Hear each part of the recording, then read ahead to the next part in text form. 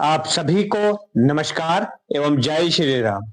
आज हम बात करेंगे गांव में समानता, एकता रखने वाले, गांव की समस्याओं को समाधान निकालने वाले ऐसे लोगों के बारे में जो इस विषय में अपनी महत्वपूर्ण भूमिका निभाते हैं।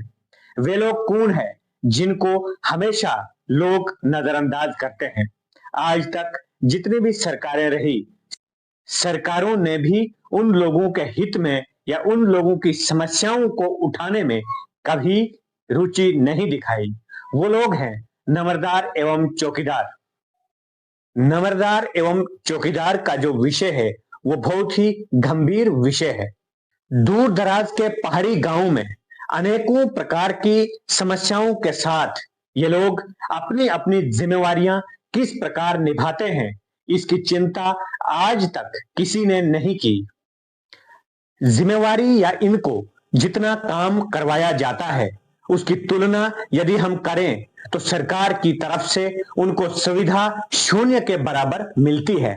एक नंबरदार को 1501 रुपए और चौकीदार को 1500 रुपए कुल महीने मिलता है। इस प्रकार 1500 रुपए में वर्तमान समय में जिस प्रकार महंगाई आसमान को छूती है, इस दौर में ये लोग किस प्रकार अपने परिवार को चलाते हैं उसको समझना बहुत ही अत्यंत कठिन कार्य है। इनको जो ये 1500 रुपए मिलते हैं उसके बदले में इनको सरकार की तरफ से जितनी भी सुविधाएं हैं, चाहे उसमें हम बीपीएल की बात करें, राशन कार्ड, जॉब कार्ड, जो एमजी नरेगा में काम करने का अवसर हो वो भी उन्हें नहीं मिलता है। लेबर कार्ड की जो सुविधाएं हैं उसके माध्यम से जो सुविधाएं मिलती है वे भी उनको नहीं मिलती है। इसके अतिरिक्त प्रधानमंत्री किसान सम्मान निधि योजना की यदि हम बात करें उससे भी ये लोग वंचित हैं। इतनी सारी स्कीमें जो महत्वपूर्ण स्कीमें हैं जो एक आम इंसान के लिए सरकार ने चलाई है, उन स्कीमों से भी चौकीदार एवं नंबरदार को वंचित रखा गया है। यदि हम जिम्मेवारियों की बात करें तो इनको सरकार की तरफ से बहुत महत्वपूर्ण जिम्मेवारियां दी गई हैं, जिसमें गांव में कलेक्टर सर्टिफिकेट हो, मैरिड हो, अनमेरिड हो, जितनी भी तस्दीकें जो रेवेन्यू डिपार्टमेंट की तरफ से लगाई गई है वो सारी तस्दीकें नंबरदार एवं चौकीदार को ही देनी पड़ती है। और गांव में मानवीय एवं प्राकृतिक जो आपदाएं होती हैं उनसे निपटने के लिए भी चौकीदार एवं नंबरदार को ही आगे आना पड़ता है। चूल्हा शुमार, जनसंख्या से लेकर माल मवेशियों की का कुल विवरण भी चौकीदार एवं नंबरदार को रखना पड़ता है। इसके अतिरिक्त यदि किसी भी डिपार्टमेंट का कोई अधिकारी गांव में प्रवेश करे तो चौकीदार एवं नंबरदार को उसकी व्यवस्था करनी पड़ती है। इतना ही नहीं, हम सब जानते हैं कि भारत में हर वर्ष चुनाव होते रहते हैं। पंचायत चुनाव से लेकर पार्लियामेंट के चुनाव तक पूरी जिम्मेवारी चौकीदार एवं नंबरदार को गांव में दी जाती है, जिसमें पोलिंग स्टाफ की व्यवस्था हो, सिक्योरिटी की व्यवस्था हो, पोलिंग स्टेशन पर किस प्रकार की व्यवस्था है, वो सारी देखभाल चौकीदार एवं नंबरदार के जिम्मे ही लगाई जाती है। इसके अतिरिक्त गांव के कई महत्वपूर्ण कार्यों के लिए इनको कई बार महीने में पटवार हल्का, तहसील ऑफिस व जिला ऑफिस में जाना पड़ता है, जिसका खर्चा वो जेब से ही उठाते हैं।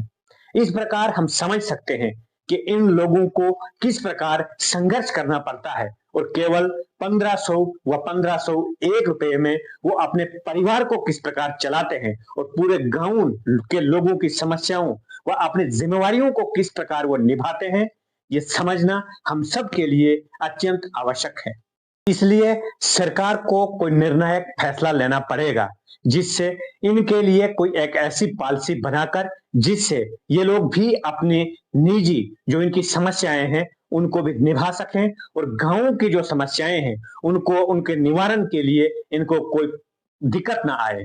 जैसे मिनिमम वेजेस स्कीम ही इनको यदि लागू की जाए और प्रति माह इनको 18,000 रुपए कम से कम दिए जाएं, जिससे ये लोग अपनी समस्याओं का समाधान भी निकाल पाएं और गांवों का काम भी सशक्त तरीके से कर पाएं। हम सबको इनकी आवाज सरकार तक पहुंचाने में इनकी सहायता करनी पड़ेगी। हमारे जितने भी जनप्रतिनिधि जो जीत कर जाते हैं वे लोग निचले स्तर की ऐसी समस्याओं को जानते नहीं, जिस कारण इन लोगों की जो समस्याएं हैं वो कभी सरकार तक नहीं पहुंच पाती हैं। इसलिए हम सबको मिलकर इनकी आवाज बनना पड़ेगा, तब जाकर इनकी आवाज जो है वो सरकार तक पहुंच सकती है। क्योंकि चौकीदार एवं नंबरदार की अहमियत वही लोग जान सकते हैं जो गांव के आम नागरिक हैं, क्योंकि वो इस बात को महसूस करते हैं कि यदि एक दिन नंबरदार या चौकीदार गांव में ना हो तो उनको कितनी समस्याओं का सामना करना पड़ता है। कभी लड़ाई झगड़ा हो, कभी किसी को अपनी बात बरादरी के तौर पर देनी हो, कभी किसी को तस्दीक लेनी हो, या किसी भी प्रकार की बात हो जो नंबरदार और चौकीदार के लिए उसको सुनाना आवश्यक होता है। तब वे लोग इस बात को महसूस करते हैं कि गांव में चौकीदार एवं नंबरदार की कितनी अहमियत थी। परंतु इतनी महत्वपूर्ण जिम्मेवारी निभाने वाले लोगों के साथ आज तक नाइंसाफ क्यों हुआ, यह मेरी समझ से बाहर है। जिन सरकारी स्कीमों का लाभ हो वो उनको नहीं दी जाती है, बल्कि सरकार का काम इनको इससे अधिक करवाया जाता है। मेरा अपने सभी साथियों से निवेदन है कि हम सबको इनके साथ कंधे से कंधा मिलाकर इनकी आवाज को स्वर ऊंचा देना होगा, जिससे इनकी आवाज सरकार तक पहुंच पाए और संघर्ष में ये लोग गांव का संचालन कर पाए। चौकीदार एवं नंबरदार संघर्ष के प्रतीक हैं एवं इनके इस संघर्ष को हमें ऊंचा स्वर देना है, जिससे ये लोग अपने अधिकार हासिल कर पाएं। ये सब लोगों की जिम्मेवारी एवं दायित्व है। अंत में मेरा आप सभी से निवेदन है कि इनकी आवाज को हमने ऊंचा करना है। इस आप सभी का धन्यवाद। जय हिंद।